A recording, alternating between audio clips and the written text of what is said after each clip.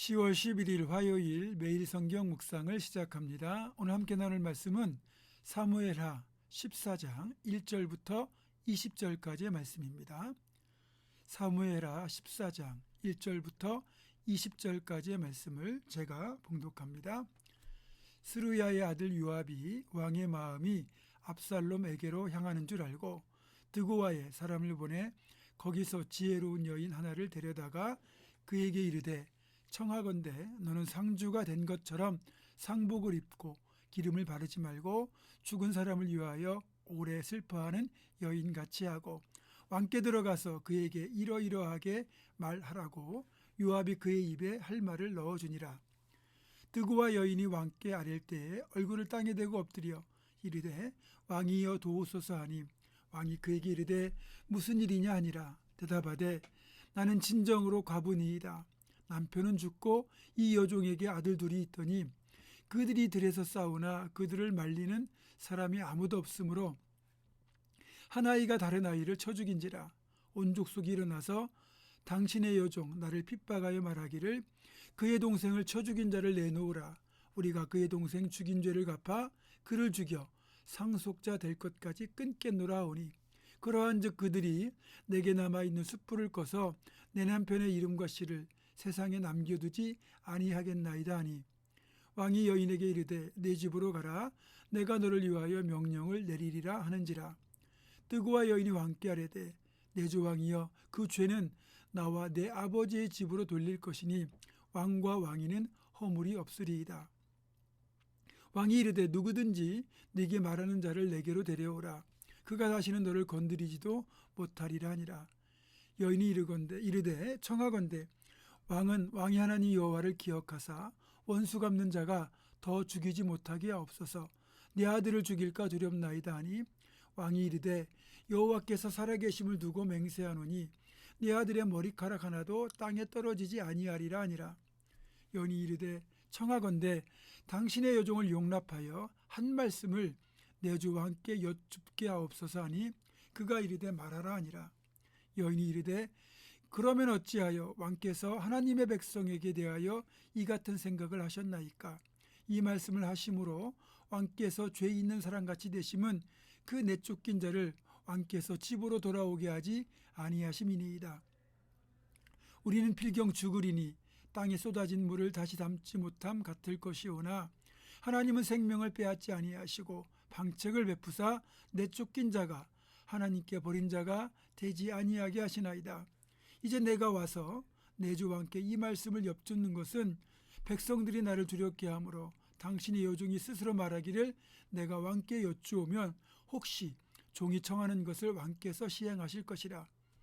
왕께서 들으시고 나와 내 아들을 함께 하나님의 기업에서 끊을 자의 손으로부터 주의 종을 구원하시리라 함이니이다. 당신의 여종이 또 스스로 말하기를 내 주 왕의 말씀이 나의 위로가 되기를 원한다 하였사오니 이는 내 주 왕께서 하나님의 사자같이 선과 악을 분간하심이니이다. 원하건대 왕의 하나님 여호와께서 왕과 같이 계시옵소서. 왕이 그 여인에게 대답하여 이르되 바라노니 내가 네게 묻는 것을 내게 숨기지 말라. 여인이 이르되 내 주 왕은 말씀하옵소서.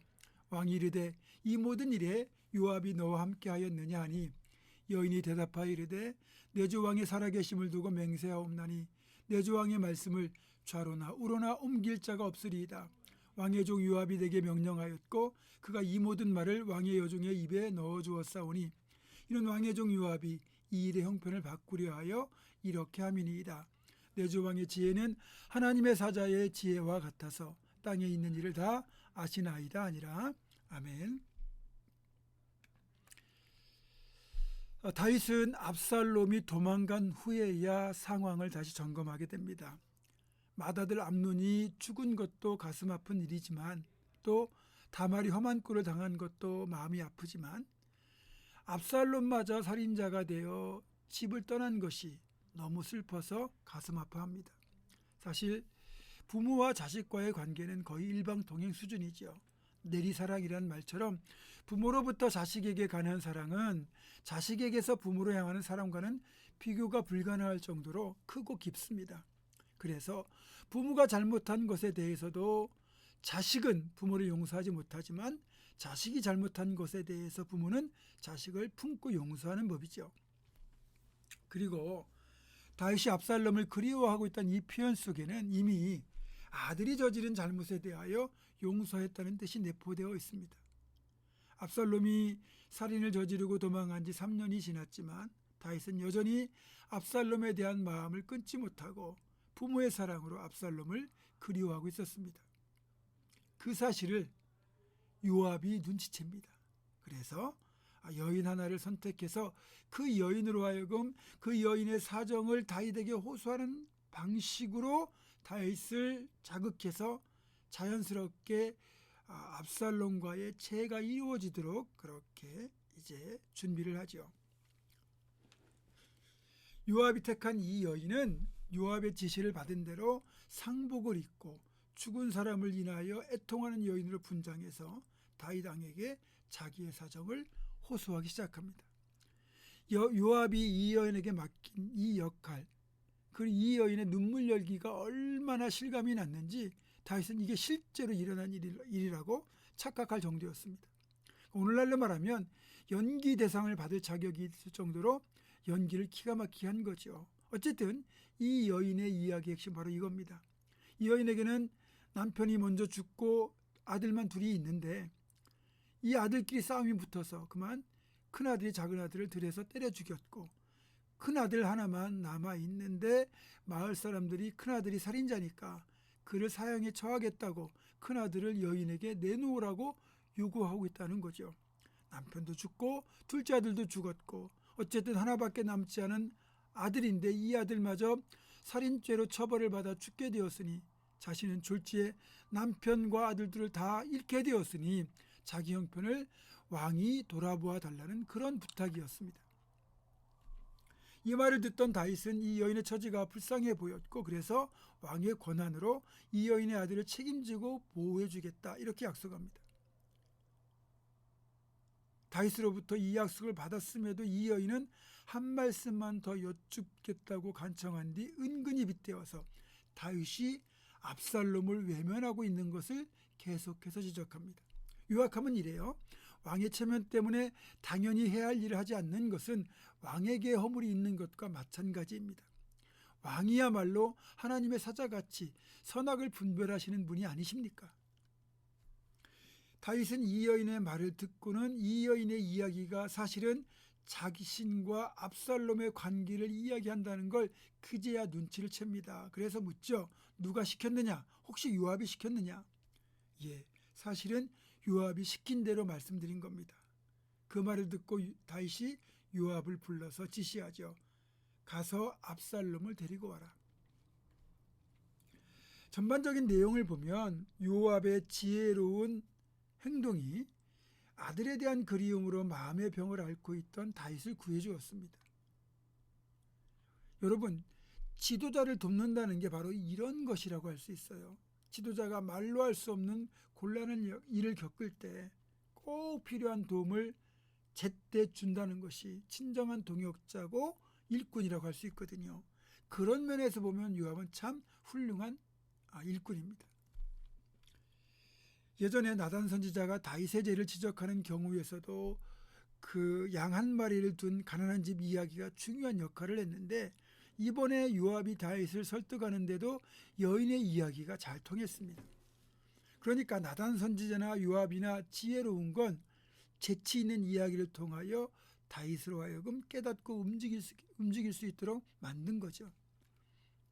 그래서 말의 지혜, 이야기의 지혜를 갖는 게 참 좋습니다.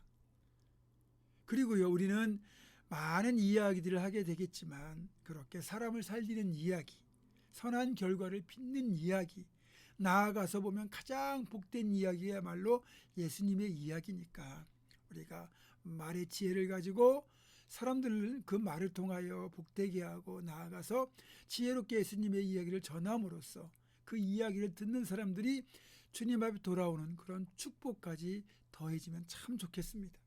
그런 말의 지혜가 있는 우리 모두가 되기를 주님의 이름으로 축원합니다. 기도하겠습니다. 하나님, 깨어진 다윗과 압살롬의 관계를 이렇게 말의 지혜를 통하여 회복시킨 요압의 그 말의 지혜가 우리에게도 있기를 간절히 소망합니다. 좋은 말과 선한 말을 통하여 관계를 회복시키고 선한 결과를 이루어내고 무엇보다 우리 예수님의 이야기라는 가장 좋은 이야기를 가지고 사람들에게 복음을 전함으로써 그들이 예수님께 돌아오는 큰 구원의 역사를 이루는 저희 모두가 되게 하여 주시옵소서.